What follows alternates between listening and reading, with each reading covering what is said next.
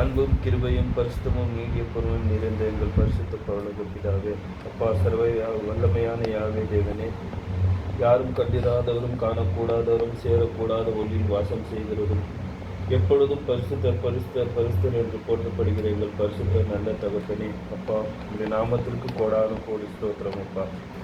தேவனே, இந்த அருமையான மாலை வேலைக்காகவும் நன்றியோடு துதிக்கிறோம் அப்பா.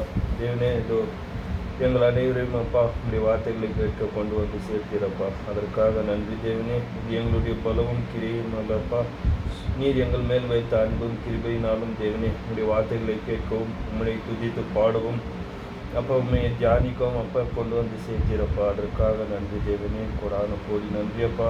தேவனே, ஏதோ கடைசி காலத்தில் நடக்கிற காரியங்களை அப்பா எங்களுக்கு அப்பா போதித்தீரப்பா.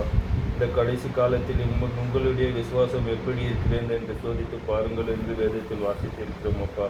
தேவனே, அதை அப்பா நாங்கள் பரிசோதித்து பார்த்து தாமனே நாங்கள் எந்த நிலைமையில் இருக்கிறோம் என்று உணர்ந்து தேவனே உமக்கு பெருமான செய்த காரியங்களை எல்லாம் வைத்து மனம் திரும்பி தேவனே உம்முடைய வழியில் நடக்கும் இயேசு கிறிஸ்துவனுடைய அடிச்சுவடுகளை பின்பற்றி நடக்கும் எங்களுக்கு பலத்தையும் ஆயும் தந்து வழிநடத்தும்படியாக மன்றாடுகிறோம் அப்பா.